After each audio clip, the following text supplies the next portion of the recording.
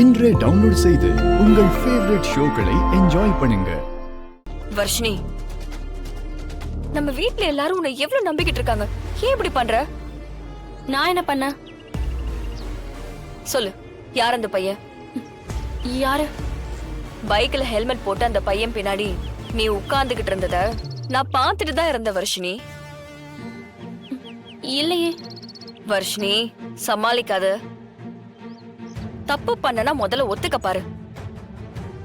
ஏற்கனவே ஒரு திருட்டு ராஸ்கல் உன்னை லவ் பண்றேன்னு சொல்லி அவனால நம்ம எவ்வளவு ப்ராப்ளம ஃபேஸ் பண்ணோம். நீ, நான், சிபி சார் 3 பேரும் சேர்ந்து தானே அந்த ப்ராப்ளம சால்வ் பண்ணோம். அது ஏதோ வீட்டுக்கு தெரியாம முடிஞ்சிருச்சு. இப்ப மறுபடியும் அதே பழக்கத்துல இருந்தா என்ன அர்த்தம்? இதுல ஏதாச்சும் பிரச்சனை வந்தா யாரு பொறுப்பாகிறது?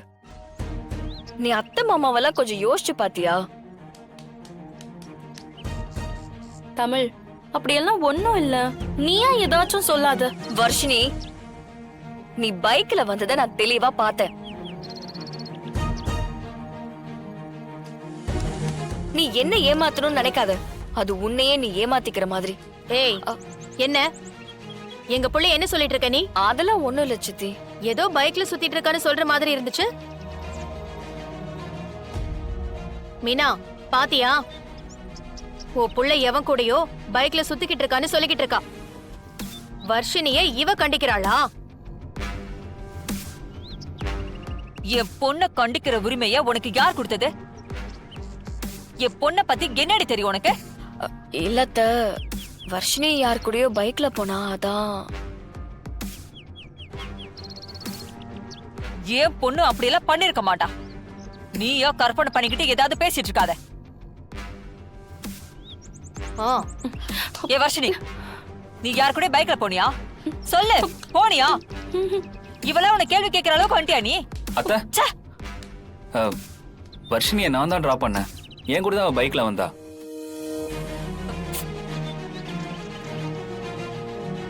கேட்டியா? சேதுதான் டிராப் பண்ணிருக்கான். இத பார்த்துட்டு ஏன் பொண்ணு நீ தப்பா பேசிட்டு இருக்க? அவளை விடு மீனா. அவ புத்தி அப்படிதான் போகும். குறுக்கு வழியில இந்த குடும்பத்துக்குள்ள வந்தவ பாக்குற எல்லாத்தையும் தப்பாதான் யோசிப்பான். யாரு என்னன்னு கூட கேட்காம வர்ஷினிய எவ்வளவு திட்டுறா. நீ கூட உன் பொண்ண இப்படி திட்டிருக்க மாட்ட. தூரமா நின்னு அவ என்ன பேசுறான்னு தெரியாம பாக்கும்போது அவ முகத்துல அவ்வளவு கோபம் கடுக்கெடுக்குது. அவ என்ன பேசுறான்னு கேட்டுட்டு இருந்த வர்ஷினிக்கு எப்படி இருந்திருக்கும்?